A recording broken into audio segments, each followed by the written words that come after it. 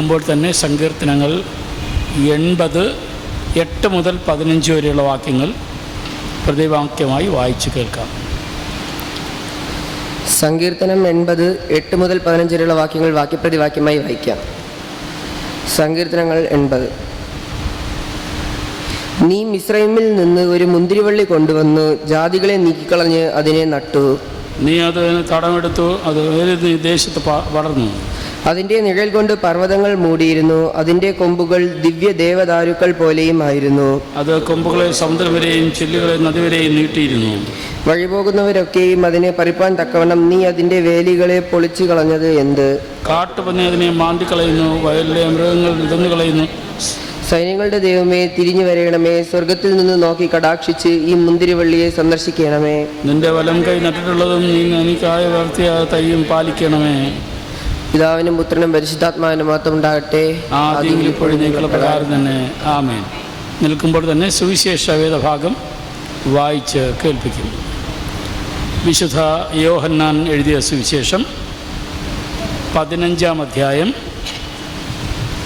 1 മുതൽ 8 വരെയുള്ള വാക്യങ്ങൾ. യോഹന്നാൻ 15 1 മുതൽ 8 വരെ.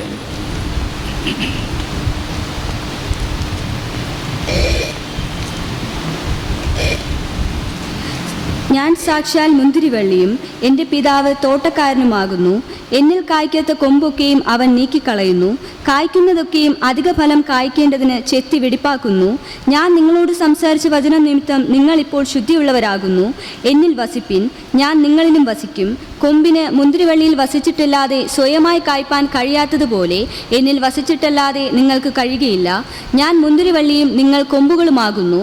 ഒരുത്തൻ എന്നിലും ഞാൻ അവനിലും വസിക്കുന്നുവെങ്കിൽ അവൻ വളരെ ഫലം കായ്ക്കും. എന്നെ പിരിഞ്ഞ് നിങ്ങൾക്കൊന്നും ചെയ്യുവാൻ കഴിയുകയില്ല. എന്നിൽ വസിക്കാത്തവനെ ഒരു കൊമ്പ് പോലെ പുറത്തു കളഞ്ഞിട്ട് അവൻ ഉണങ്ങിപ്പോകുന്നു. ആ വക ചേർത്ത് തീയിലിടുന്നു, അത് വെന്തുപോകും.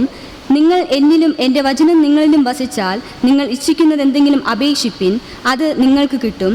നിങ്ങൾ വളരെ ഫലം കായ്ക്കുന്നതിനാൽ എൻ്റെ പിതാവ് മഹത്വപ്പെടുന്നു. അങ്ങനെ നിങ്ങൾ എൻ്റെ ശിഷ്യന്മാരാകും. ഈ വായിച്ചയുടെ തിരുവചനങ്ങളാൽ ദൈവം നമ്മളെ സമർത്ഥമായി അനുഗ്രഹിക്കുമാറാകട്ടെ. മധ്യസ്ഥ പ്രാർത്ഥനയ്ക്കായി നമുക്ക് നമ്മുടെ തലകളെ വണക്കാം, പ്രാർത്ഥിക്കാം.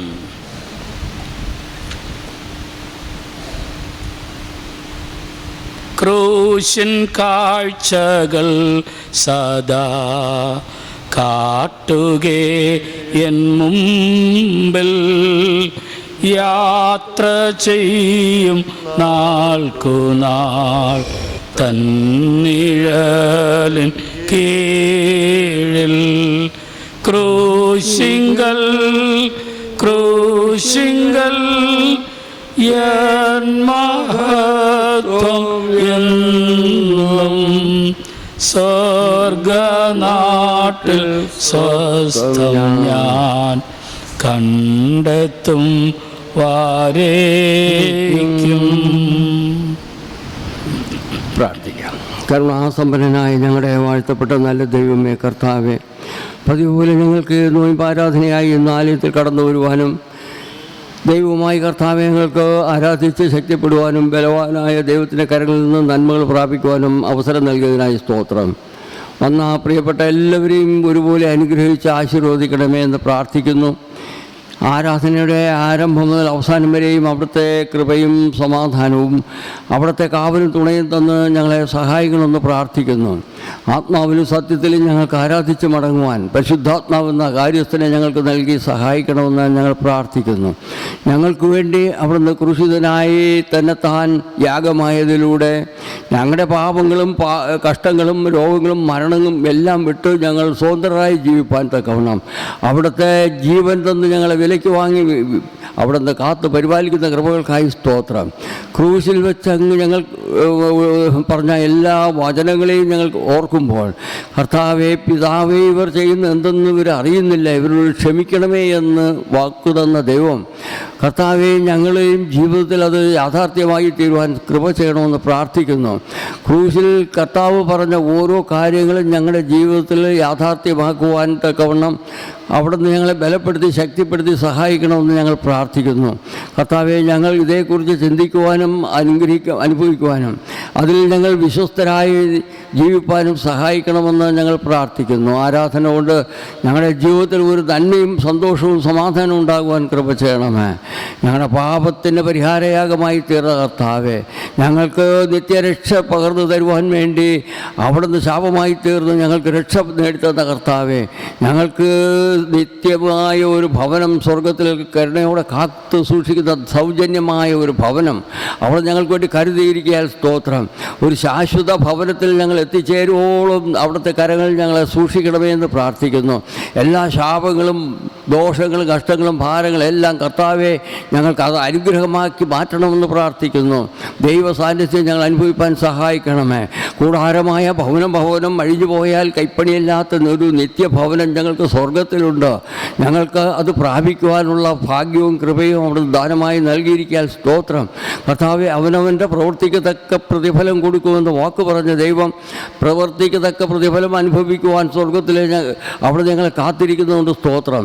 ഞങ്ങൾ ഈ ലോകം വിട്ട് കർത്താവെ പോകുമ്പോൾ ഈ ശാശ്വതമായില്ലാത്ത ഈ ലോകത്ത് നിന്ന് ഞങ്ങൾക്ക് വിട്ടുപോകുമ്പോൾ ശാശ്വത ഭവനത്തിലെത്തുവാൻ ഞങ്ങളെ സഹായിക്കണമെന്ന് ഞങ്ങൾ പ്രാർത്ഥിക്കുന്നു.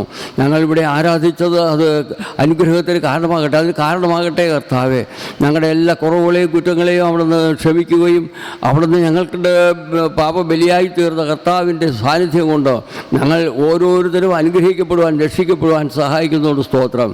ഞങ്ങളുടെ ജീവിതങ്ങളെ കൂടുതലായ അനുഗ്രഹം ഞങ്ങളുടെ മുന്നിലൊരു ഉയർപ്പ് കാണുന്നതുകൊണ്ട് സ്തോത്രം. മരണം മാത്രമല്ല കർത്താവെ, തുടർന്നൊരു ഉയർപ്പ് അവിടുന്ന് കരുതുന്നതുകൊണ്ട് സ്തോത്രം. ഉയർത്തെഴുന്നേറ്റ കർത്താവ് ജീവിക്കുന്നത് പോലെ ഞങ്ങൾ ഉയർത്തെഴുന്നേറ്റ് ജീവിക്കുമെന്ന് വാക്ക് തന്ന ദൈവത്തിൻ്റെ ആ വചനങ്ങളിലൂടെ ഞങ്ങൾക്കും ജീവിച്ച് ഉയർത്തെഴുന്നേറ്റ് ജീവിപ്പാൻ സഹായിക്കണമെന്ന് പ്രാർത്ഥിക്കുന്നു. എല്ലാ ബലഹീനതകളെയും മാറ്റണമേ. പരീക്ഷ എഴുതുന്ന മക്കൾക്ക് വേണ്ടി പ്രാർത്ഥിക്കുന്നു. പരീക്ഷ എഴുതുവാനും ജയിക്കുവാനും അവിടെ തുടർന്നുള്ള ക്ലാസ്സുകളിൽ പ്രവേശിക്കുവാനുള്ള കൃപ കൊടുക്കണമേ. വാർദ്ധക്യ സഹജമായ ബലഹീനത അനുഭവിക്കുന്നവരുണ്ട്. അവരുടെ ബലവാനായ ദൈവം അവർക്ക് ബലവും ശക്തിയും പകർന്ന് സഹായിക്കണമേ. ആശുപത്രികളിലെ ഭവനങ്ങളിലെ രോഗത്തോടെ ഭാരത്തോടെ ആയിരിക്കുന്നവരുണ്ട്. അവർക്കും ആവശ്യമായ ശക്തിയും ബലവും പകർന്ന് അവരെയും രക്ഷിക്കണമെന്ന് ഞങ്ങൾ പ്രാർത്ഥിക്കുന്നു. കർത്താവെ, ആലയത്തിൽ കടന്നു വന്ന് അനുഗ്രഹം പ്രാപിച്ച് കടന്നു പോകുവാൻ ഓരോരുത്തരെയും അവിടുന്ന് സഹായിക്കണമെന്ന് പ്രാർത്ഥിക്കുന്നു.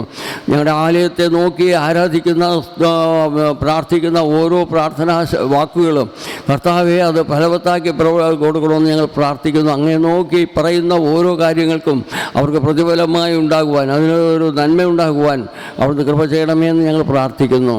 എല്ലാ നന്മകളും അനുഗ്രഹങ്ങളും നിറയ്ക്കണമേ. അനുഗ്രഹിച്ച് ആശീർവദിക്കണമേ. യേശു ഇന്ന് വചനം സംസാരിക്കുന്ന ദാസന് വേണ്ടി പ്രാർത്ഥിക്കുന്നു. ശക്തീകരിക്കണം, ബലപ്പെടുത്തണം. വചനം അങ്ങാണ്, അങ്ങ് തന്നെ ഞങ്ങളോട് സംസാരിക്കണമേ. ഞങ്ങൾ കേൾക്കട്ടെ. എല്ലാ മഹത്വവും ഒപ്പനെടുത്തുകൊണ്ട് ഞങ്ങളെ അനുഗ്രഹിക്കും. യേശു കർത്താവിൻ്റെ നാമത്തിൽ ഞങ്ങൾ അപേക്ഷിക്കുന്നു. കൃപ തോന്നി കേൾക്കണമേ. ആമേൻ. സ്വർഗസ്ഥനായ ഞങ്ങളുടെ പിതാവേ, തിരുനാമം വിശുദ്ധീകരിക്കപ്പെടണമേ. രാജ്യം വരണമേ. തിരുവിഷ്ടം സ്വർഗത്തെ പോലെ ഭൂമിയിലുമാകണമേ. ഞങ്ങൾക്ക് ആവശ്യമുള്ള ആഹാരം തരണമേ. ഞങ്ങളുടെ കടക്കാരോട് ഞങ്ങൾ ക്ഷമിക്കും പോലെ ഞങ്ങളുടെ പാപങ്ങളും കടങ്ങളും ക്ഷമിക്കണമേ. പരീക്ഷയിൽ കടത്താതെ ദുഷ്ടങ്ങളിൽ വിടുവിക്കണമേ. രാജ്യവും ശക്തിയും മഹത്വവും ഇന്ന് വന്നേക്കും അങ്ങേക്കുള്ളതല്ലോ. ആമേൻ. ആമേൻ. ദൈവനാമത്തിന് മഹത്വം കൊടുക്കാം. Hallelujah, hallelujah, hallelujah. ഈ സമയത്ത് ക്രിസ്ത്യ ആരാധനയ്ക്കുള്ള പാഠപുസ്തകത്തിൽ 536 ഗീതം, രാജാധിരാജൻ മഹിമയോടെ എന്ന് ആരംഭിക്കുന്ന 536 ഗീതം പാടുമ്പോൾ സ്തോത്ര കാഴ്ച സ്വീകരിക്കും.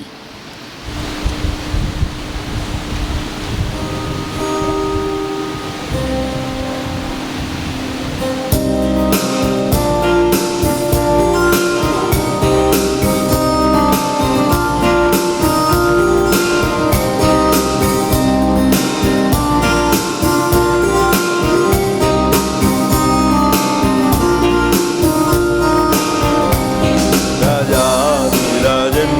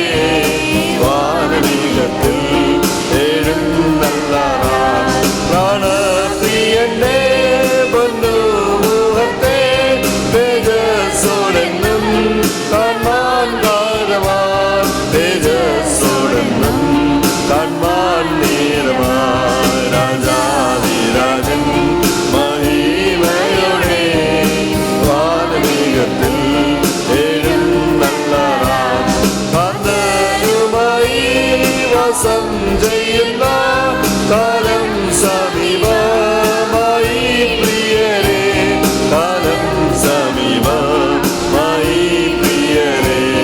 രാജാതിരാജൻ മഹിമയോടെ വാനമേഘത്തിൽ എഴുന്നള്ളാറാം. ഒരുങ്ങി നിന്ന പ്രിയൻ തുടർന്ന് മണിയറയിൽ വാഴാൻ കാലമാ, മണിയറയിൽ വാഴാൻ കാലമാ.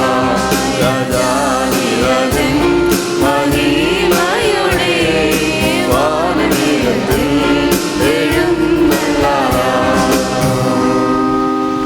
അർപ്പിച്ചിരിക്കുന്ന സ്തോത്ര കാഴ്ച കർത്താവിൻ്റെ കരങ്ങളിൽ സമർപ്പിച്ച് പ്രാർത്ഥിക്കാം. ദൈവമായ കർത്താവെ, അർപ്പിച്ചിരിക്കുന്ന ഈ കാഴ്ച അങ്ങ് സ്വീകരിക്കണമേ. ഇത് കൊണ്ടുവന്നവരെയും കൊണ്ടുവരേണ്ടവരെയും ഒരുപോലെ ദൈവം ആശീർവദിക്കണമെന്ന് പ്രാർത്ഥിക്കുന്നു.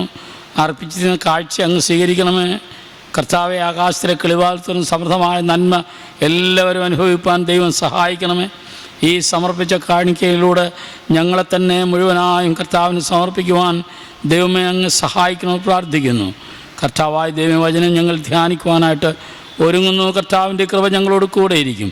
ക്രിസ്തു മുഖാന്തരം പ്രാർത്ഥന കേൾക്കണമേ. ആമേൻ, ആമേൻ.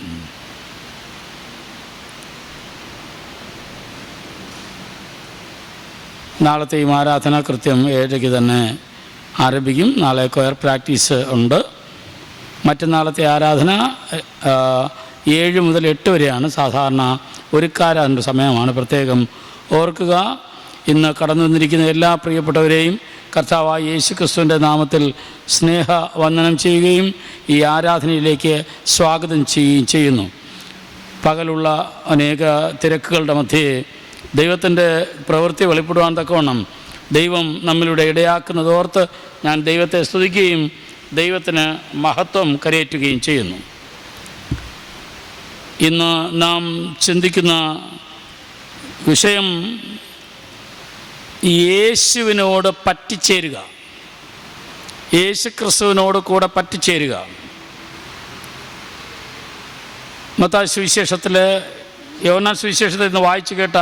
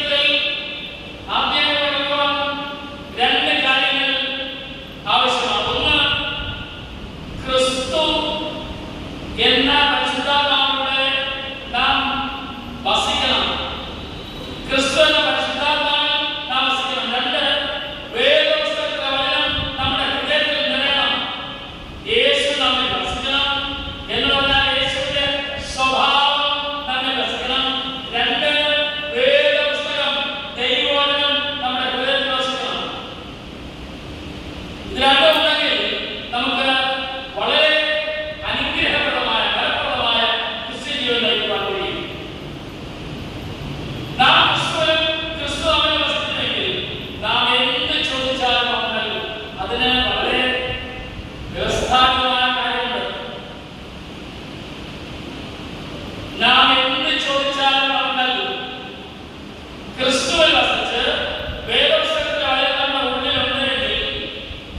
ഇഷ്ടപ്രകാരമുള്ളതേ നാം ദൈവത്തോട് ചോദിക്കുകയുള്ളൂ, അത് ദൈവം തരും. ക്രിസ്തുവിൽ വസിക്കുന്ന ഒരാൾ ക്രിസ്തുവിനെ നാമത്തിൽ പ്രാർത്ഥിക്കും. അങ്ങനെയാണെങ്കിൽ ആ വ്യക്തി ദൈവ ഇഷ്ടപ്രകാരമുള്ളത് മാത്രമേ പ്രാർത്ഥിക്കുകയുള്ളൂ. നാം എപ്പോഴും ദൈവ ഇഷ്ടപ്രകാരം പ്രാർത്ഥിക്കുക. നാം ചോദിക്കുന്നതെന്തും തരുവാൻ ദൈവത്തിന് പ്രസാദമായിരിക്കും. ദൈവത്തിന്റെ ഇഷ്ടമെന്തെന്ന് അറിയണമെങ്കിൽ ദൈവം നമ്മുടെ ഉള്ളിൽ വസിക്കണം. അതുകൊണ്ടാണ് ക്രിസ്തു വസിച്ചാൽ നാം ചോദിക്കുന്നതെന്തും ലഭിക്കും എന്ന് നാം പറയുന്നത്. പ്രിയപ്പെട്ടവരെ, ക്രിസ്തീയ ജീവിതത്തിൽ രണ്ട് കാര്യങ്ങൾ ഒരുമിച്ച് കടന്നു വരുന്നത് കാണാം. ഒന്ന് വാഗ്ദാനങ്ങൾ, വാഗ്ദത്തങ്ങൾ, രണ്ട് വ്യവസ്ഥകൾ. വാഗ്ദാനങ്ങളും വ്യവസ്ഥകളും വളരെ ഒരുമിച്ച് പ്രവർത്തിക്കുന്നതാണ്. നീ ഇങ്ങനെ ചെയ്യുമെങ്കിൽ നിനക്ക് ഇന്ന നന്മയുണ്ടാകും. വാഗ്ദത്തങ്ങളും വ്യവസ്ഥകളും. നിനക്ക് നന്മയുണ്ടാകുവാനും നീ ഭൂമിയിൽ ദീർഘായുസ്സോടെയിരിക്കാനും അപ്പനെ അമ്മയെ ബഹുമാനിക്കുക. ഇത് വാഗ്ദത്തോടുകൂടിയ ആദ്യ കൽപ്പന. വാഗ്ദത്തം ലഭിക്കണമെങ്കിൽ വ്യവസ്ഥ അനുസരിക്കണം. അപ്പനെ അമ്മയും ബഹുമാനിക്കുന്ന വ്യക്തി തീർച്ചയായിട്ടും അനുഗ്രഹിക്കപ്പെടും. അതാണ് അതിന്റെ അർത്ഥം. വ്യവസ്ഥ നിറവേറ്റിയാൽ ദൈവം വാഗ്ദത്തം നിറവേറ്റും. വ്യവസ്ഥ കൂടാതെ ഒരു വാഗ്ദത്തവും ദൈവം നൽകിയിട്ടില്ല. പഴയ നിയമം, പുതിയ നിയമത്തിലെ വാക്യങ്ങൾ നോക്കിയാൽ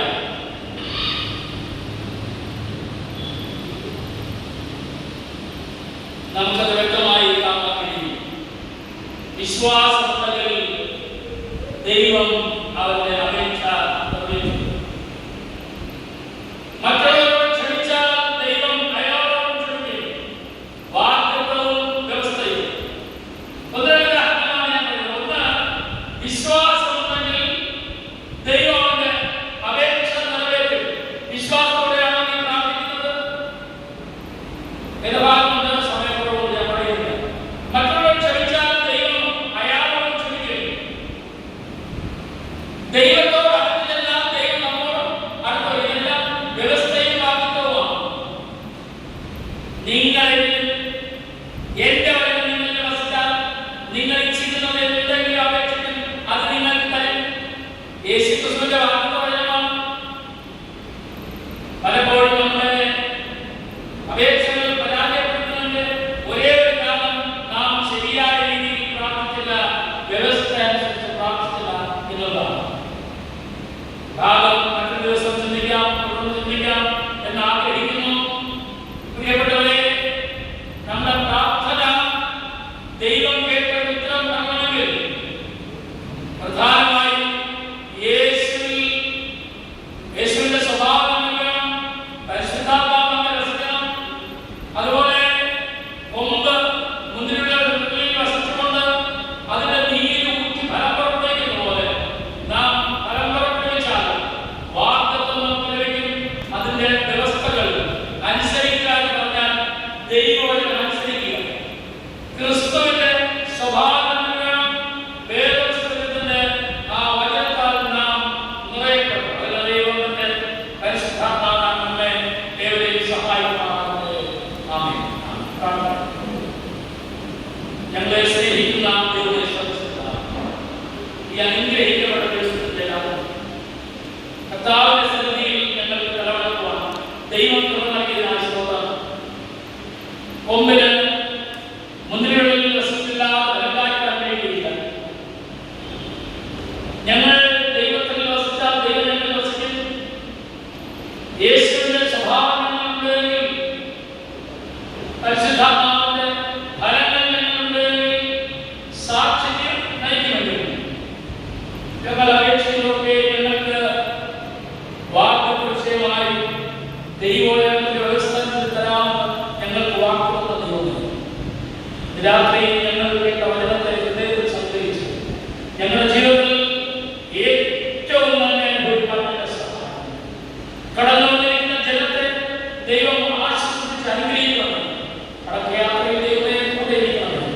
ആ അനർത്ഥങ്ങൾ ഒഴിക്കണം. എല്ലാവരുമായ നന്മകൾ നൽകണം. യേശുക്രിസ്തു